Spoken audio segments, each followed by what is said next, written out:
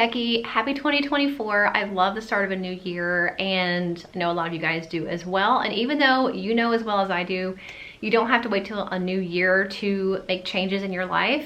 It's still something about the fresh start of a new year that I really love. I'm really goal driven and list driven. So to me, New Year's is right up my alley. And I thought I would share this video with you guys because towards the end of 2023, I did a video that was called like 23 new things I tried in 2023. And I've talked a lot about that video lately because I just feel like it's just so indicative of the journey that I'm on right now with trying to make changes in my life, trying to do new things, push myself out of my comfort zone, stop spectating my own life, which I have been doing for longer than I can remember. And that video has gotten such a good response from you guys. I got so many comments from you all telling me that you feel the same way or that I have inspired you to do new things in your life. And so kind of piggybacking off of that video, I really wanted to, for myself, make a list and keep continuing on with doing new things. And I have already started that list and kind of been making progress towards next year or this year's video.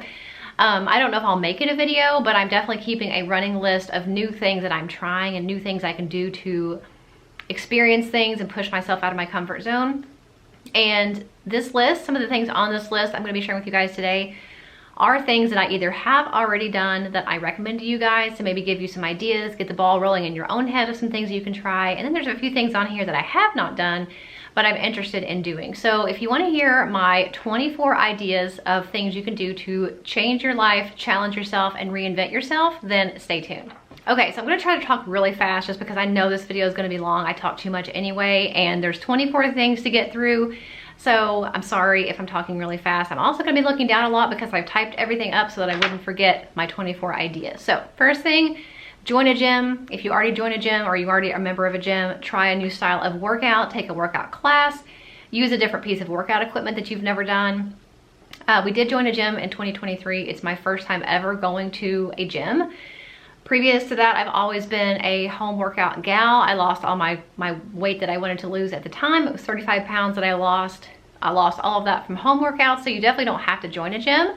But since joining the gym, it definitely has reinvigorated my workout routine, my fitness journey that I'm on, kind of gave me some more motivation. And of course, there's equipment that I'm able to use at the gym that I am not able to do at home, which definitely can give you different results, sometimes better results. So even if you already have a gym membership, maybe trying a new workout class, or something I like to try to do is every day or every week I try to do a new type of workout move or use a new piece of equipment. So challenging yourself in all of those different ways not only will help to keep you motivated in your fitness journey, but it will also help you to keep from getting bored. Second thing is to start journaling, whether it is prayer journaling, a gratitude journal, or maybe just writing down your feelings, your thoughts, things that happen throughout the day, or a combination of all those things. Journaling is really important. I talked about this in my, I don't even know what it was called, 8 Ways to Change Your Life video I just posted. Journaling is something that I have started to do in 2023 that I want to carry on in 2024. Kind of a combination of gratitude journal, prayer journaling, and then just kind of processing my feelings. It's been a huge part in how I'm trying to learn more about myself. And I talk about this more at length in that video, so I'll link it for you. But journaling is something that I think is good for anybody at any age. If you can write, you should probably be writing down something to get your thoughts on paper, get it out of your head, process through things, or even just something fun to look back on years down the road and read what you wrote and see how far you've come. The third thing is to take yourself on a date. This could be going out to get coffee by yourself, getting a massage, maybe going to a workout class, going to a movie, taking a craft class, learning how to do something. There's all different types of things you can do to take yourself and treat yourself on a date. There's all different budgets that you can stick to, even things that are free. But I highly encourage you to spend some time by yourself, even if you don't think you need it. If you're a mom especially, I think you probably need it, and it's going to be something that's good for your mental health and to prioritize you because you matter too, and it will make you a better mom and wife and person if you are also rested and fulfilled. Something else I think is really important that I've done with both of my girls is to write them love letters. Now this has looked a couple different ways. One thing that I have done since the girls were born, every year on their birthday or leading up to their birthday, I write them a letter. It's usually kind of their milestones, some things we went through that year, good, bad, who they were as a person in that stage of life. I type it all up and I keep it in a notebook. And then once they turn 18, I did this with my oldest just almost 2 years ago. I took all of those letters and I actually had them published into a book and made a cover for it. And so then I gave it to her on her 18th birthday. She had no idea that I'd been keeping letters all those years.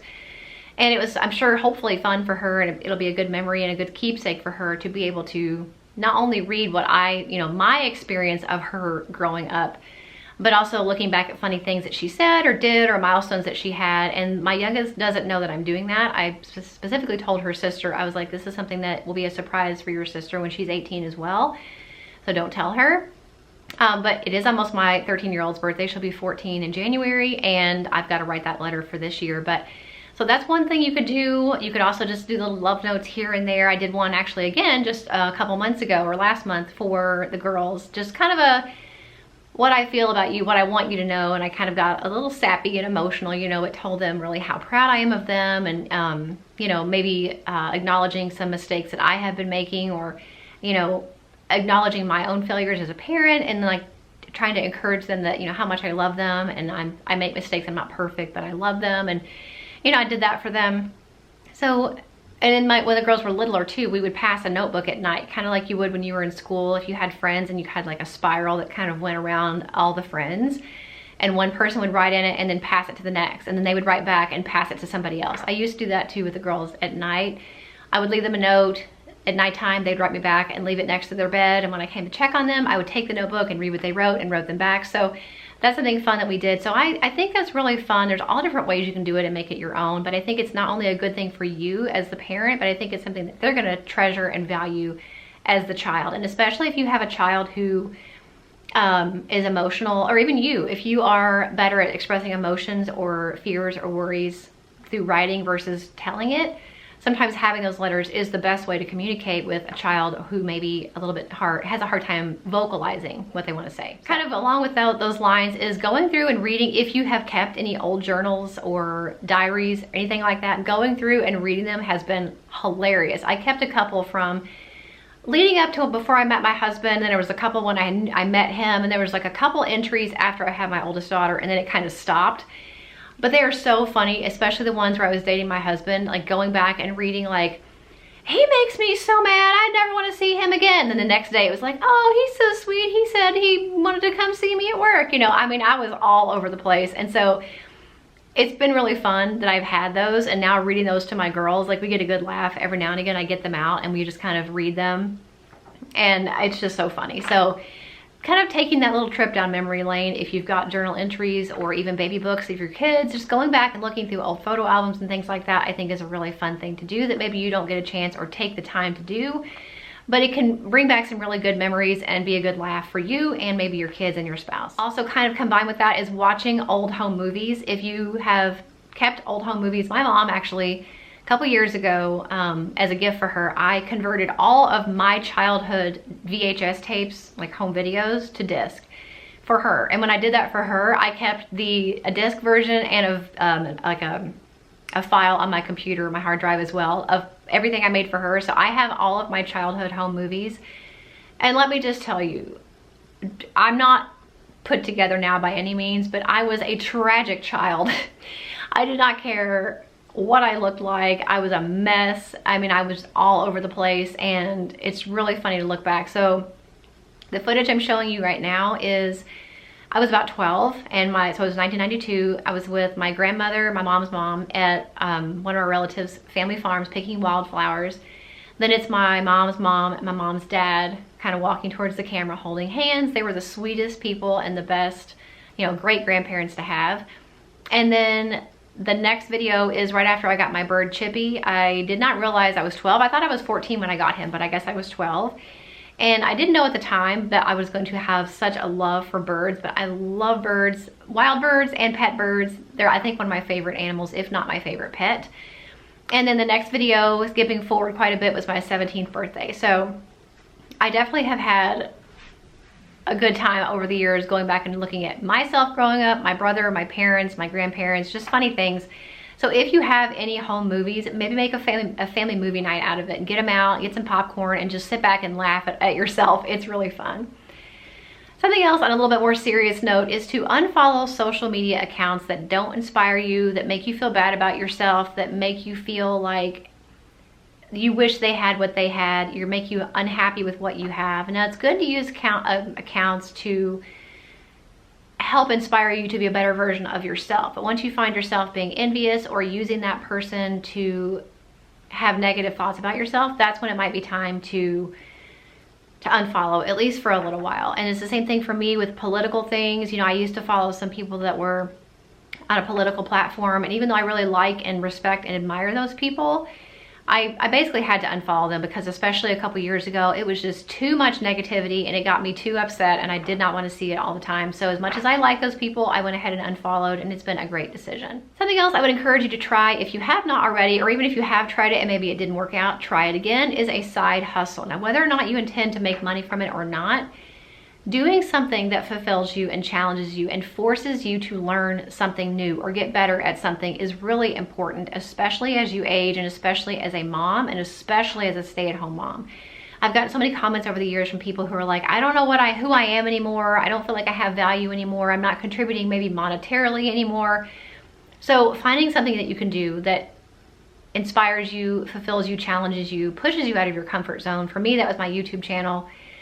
Which doesn't seem like a big deal to a lot of people, but it was very intimidating to me. I knew nothing about it. I had no idea how to do anything, and I still don't, but I know more than I used to. And it has turned into something that has become an income generating resource for us. So, you know, whether you make something, maybe you can sell it, maybe you babysit, maybe you're a good photographer, maybe you are wanting to learn how to do some of those things. You know, there's all different ways you can learn, through library classes, YouTube videos, places like Skillshare and things like that. So finding some type of side job, or even if you don't make money, a hobby that fulfills you is really important. Kind of randomly, but making your own cleaning products. That's something that we have been doing now for a long time. It started when we basically began our healthier living journey. And there's still a few things that we have that are conventional that I know are not necessarily the best thing to have. I definitely try to keep it to a minimum. I think I don't spray things in the air really that are toxic. We have Clorox wipes that we use randomly.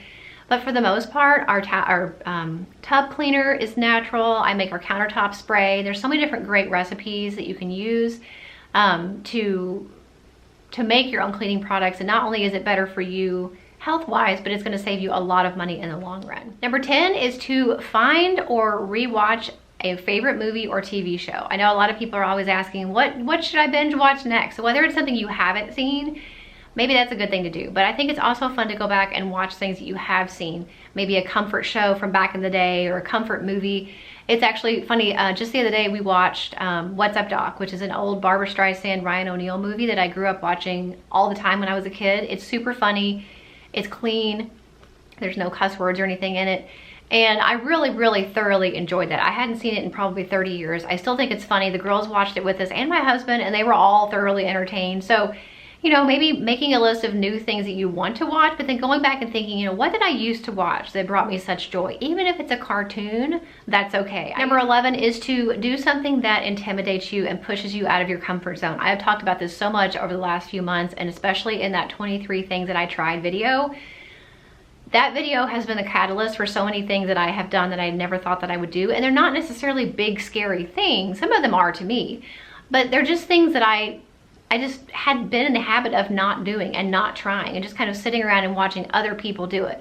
And for example, rock climbing, indoor rock climbing. We went a couple weeks ago, and I talked about this in that other video about 8 ways to change your life. But that was something that my girls had both done, my husband's done, my daughter's boyfriend has done, and I was always just watching. I never did it because I was like, I'm not interested. I don't think it's something I'm gonna like. It looks kind of scary. I feel like I'm gonna look stupid. You know, all these different reasons I made up in my head of why I wasn't gonna do it. But I ended up doing it. I actually like it, and I will probably do it again. Is it gonna become a regular hobby for me? Probably not, but I'm not intimidated as much by it anymore. I actually did enjoy it. And I think it made my kids happy that I was actually participating in something, even if I wasn't the best at it. So find something, or a group of things that maybe you've always wanted to do, or that you used to do, but now you just don't do them anymore for whatever reason, whether it's roller skating or painting, dancing, singing, whatever it is. Make a list and start working on that list of things that are out of your comfort zone, that intimidate you, or that you just forgot that you liked to do, and maybe start doing that again. The next thing I recommend for 2024 is to start a family Bible study. This is something that we did for the first time in 2023. And we've done devotionals and things over the course of time, you know, since the girls were little, but we've never actually had done a Bible study together as a family.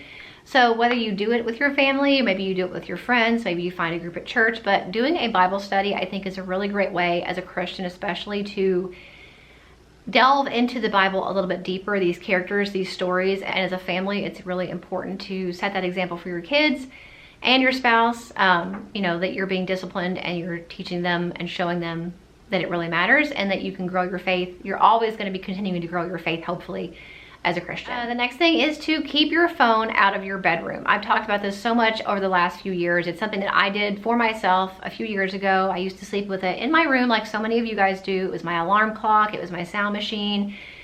Now, I will say, somebody said, well, I have to have my phone in my room because if somebody calls me. For me, my situation's a little different because we still have a landline. But that's one of the reasons why we have a landline, because I don't want to keep my cell phone in my room at night.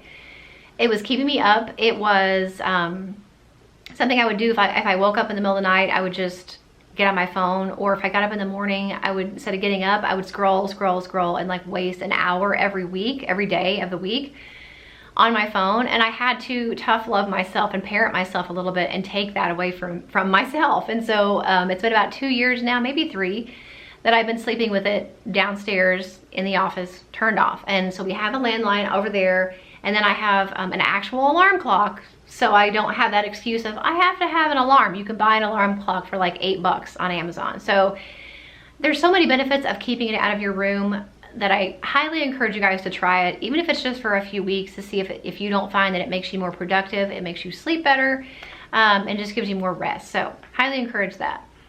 Something that I have not ever done, but I want to do, and I don't know if I'll ever do it because I'm cheap, but I want to get my van detailed inside and outside, but inside in particular, because we've had my van since 2013, I believe, and I love it, and I want to drive it until it like literally falls apart, which is hopefully a very long time from now.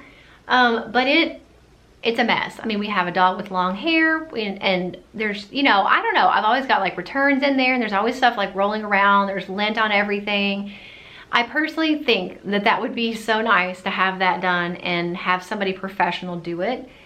Would be amazing. So maybe one of these days I'll treat myself and get that done, but maybe you feel the same way where you're in your car a lot and it's very stressful every time you get in your car because it's such a mess. So something to consider. Something else to consider is to put less on your to-do list. And like I mentioned in the earlier part of this video, I am very list and goal driven. I love to-do lists, and when I don't make one every single day, I get very scattered and kind of addled in my brain.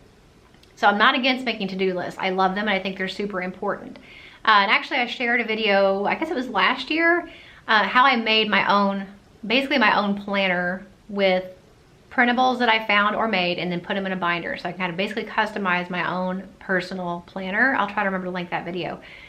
So I love making lists, and I have all different types of, you know, worksheets to help me stay organized. But I found when I put too many things on my list, it would just overwhelm me and set me up for failure before I even started the day. So maybe picking 2, 3, maybe 4 top priority items and putting that on your list. Keeping that list minimal is really gonna help you. Something else that's gonna help you is to shop all year long for gifts. This is something that I feel like is so easy, but a lot of people don't do it. And I learn this every year when I do my girls gift guide videos for Christmas.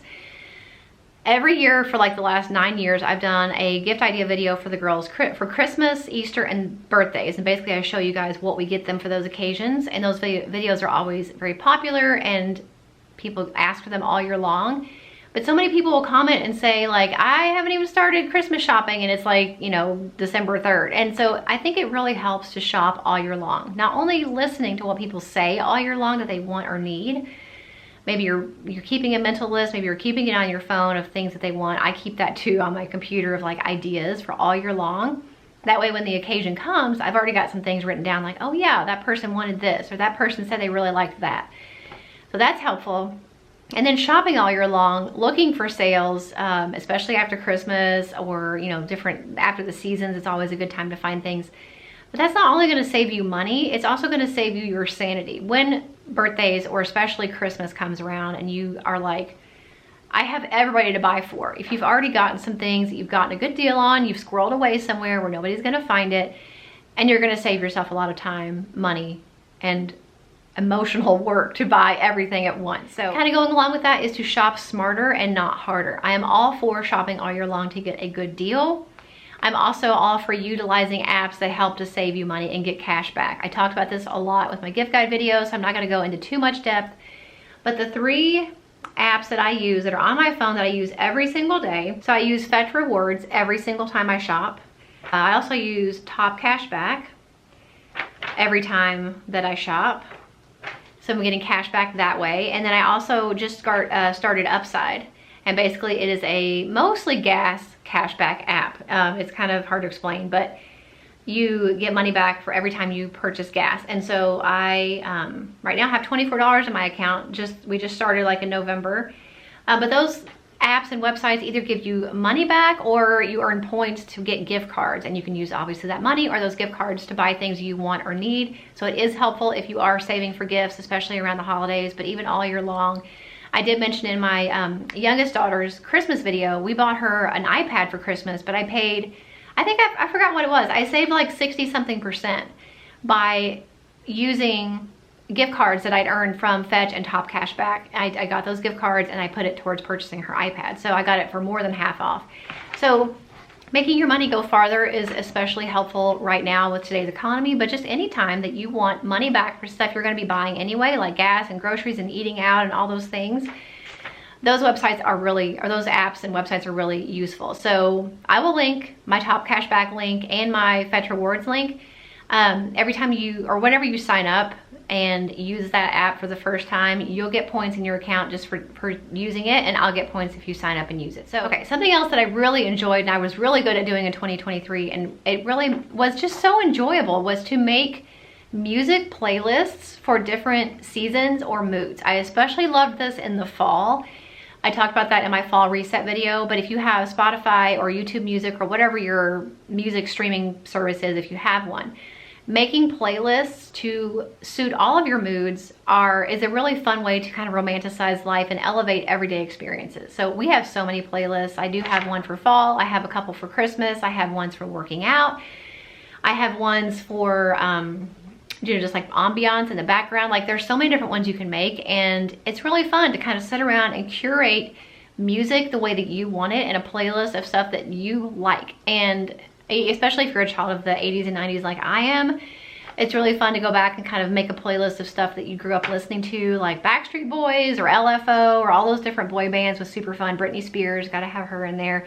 So curating custom playlists is a super fun thing that I highly encourage you guys to do in 2024. Something else that I think you might enjoy is making homemade bread. I don't know what it is about the methodical process of making bread, but it makes me feel like such a mom. I feel so domestic when I make something in the crock pot or when I make bread. I don't know why, but it's one of those moments I'm like, I'm doing the dough and I'm like making all the stuff and I'm like, I'm being so mom-like right now. Like, I don't know, it's just so weird.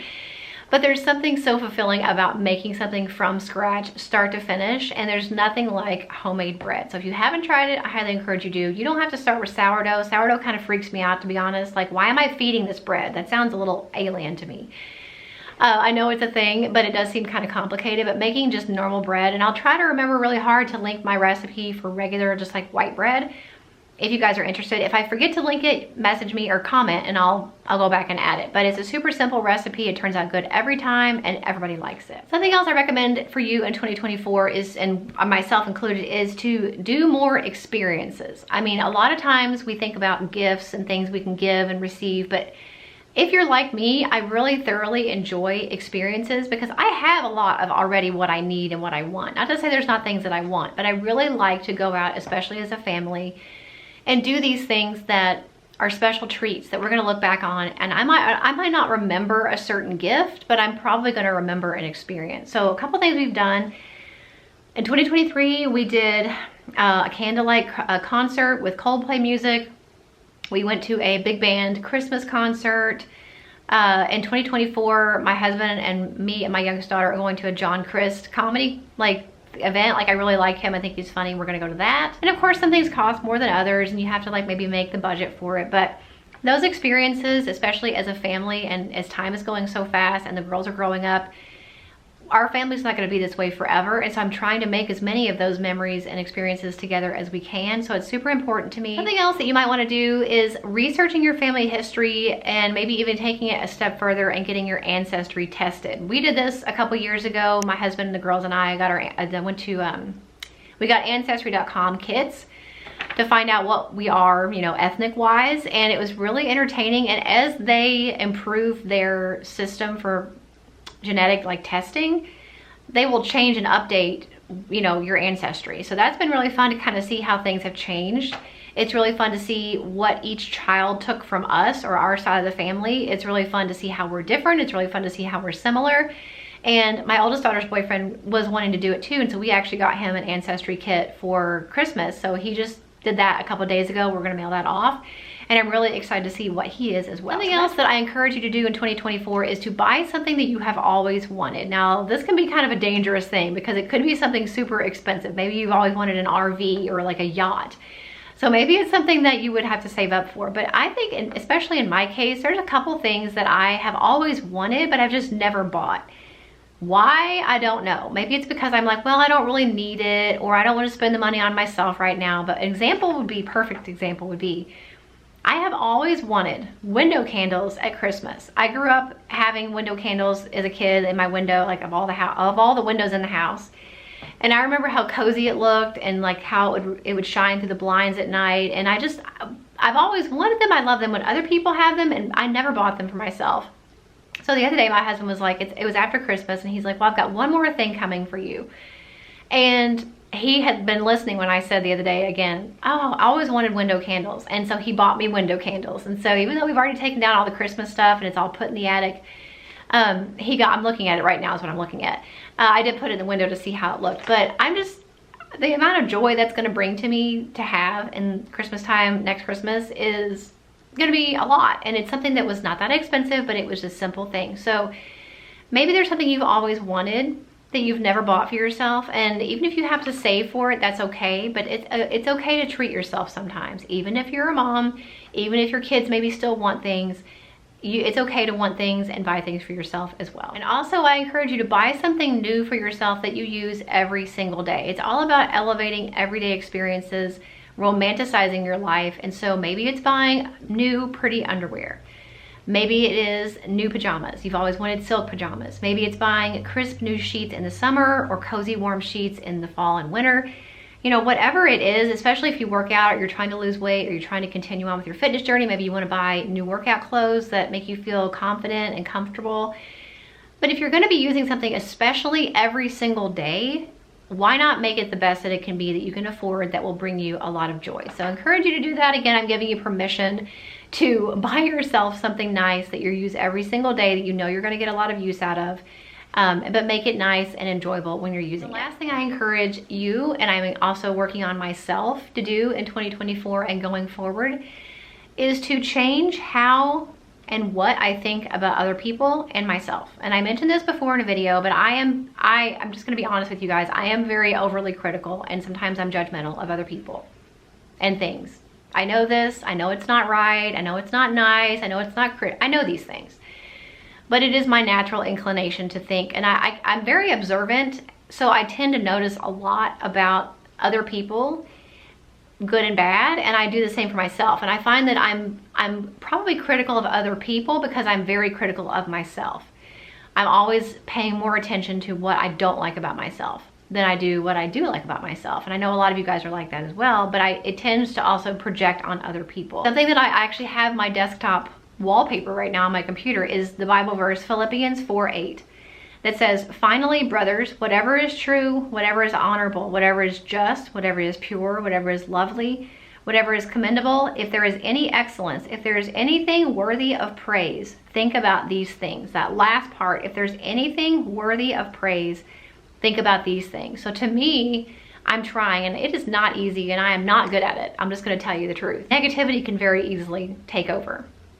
And I'm trying to focus really hard if anything is worthy of praise, trying to find the good in every person, myself included, every situation, even the hard ones. I mean, that is so much easier said than done, but it's something that I am aware of about myself. People don't have to tell me, Becky, you're so critical of this person or yourself or that thing. You don't have to tell me that. I already know that. And it is a struggle for me and a very, very weak spot in my personality. But I mean, I'm not perfect just because I'm a Christian, and it is something that I have struggled with. So trying to really focus on that verse, Philippians 4:8, for myself and for other people as well. And there's been so many times lately that I've been better about it. I've been thinking something negative about something or someone. And I've thought, is there any point to say this? Does it help anybody or make anything any better by me saying this thing? And if it doesn't, I'm trying really hard not to say it. And it is a very hard habit to break because I've always been very vocal about what I think. My mom always said I say what I think, and that kind of gets me in trouble. But I'm trying really hard to stop myself and kind of filter those things through Philippians 4:8. If it's not helpful, if it's not honorable, if it's not just, if it's not pure, if it's not lovely, if it's not commendable, I'm trying really hard not to say it, and hope that one day I will also not think it as much about others and about myself. Those are my 24 things that I encourage you guys to try if you haven't already. If you maybe are already doing some of these things, to continue them, kind of maybe amplify them. I hope it was helpful. I hope it was inspiring. If you guys have any ideas or suggestions of things that we all could try or should try to make ourselves better people, to reinvent ourselves, to challenge ourselves, to keep growing, to keep improving, let me know in the comments. I would love to hear any suggestions you have, because not only for my own personal use, but if you guys like this video and you would like to see more in the future of just ideas like this, then those ideas that you might suggest to me in the comments will be something I could put in one of those videos in the future. So definitely let me know if you have any suggestions. If you like this video and you like videos along this line of improving yourself, changing yourself, growing, especially as a woman, especially as a mom, and in my particular case, somebody in their 40s. I feel like a lot of the moms that I watch on YouTube are younger, and you know, I'm ahead of a lot of these people in my life, and I'm at a different stage of life than a lot of these people. And there's nothing wrong with the stage they're in. There's nothing wrong with the stage I'm in. It's just I'm learning a lot, you know, through the course of time. You learn things as you get older. I mean, you just do. You either do or you don't. I mean, but I am trying to learn. I'm trying to improve. I'm trying to grow, and not just become stagnant in who I am as a person or who I am as a Christian. So if you guys are on this journey with me and you're here for it, let me know by leaving me a comment. Make sure you like this video if you enjoy it and you want to see more content like this. And if this video spoke to you and you think it would help anybody in your life that you know, make sure that you share it with them. I'll make sure and link the videos that I mentioned in this video and the ones that I've made recently that are kind of on this journey that I'm going on. If you guys want to go back and catch up if you haven't seen them yet. I know we've all been busy over the holidays, but now things are slowing down a little bit, so it might be a good time to go back and watch those or rewatch those. So I'll link those for you. I hope you enjoyed the video, and I'll see you in the next one. Bye.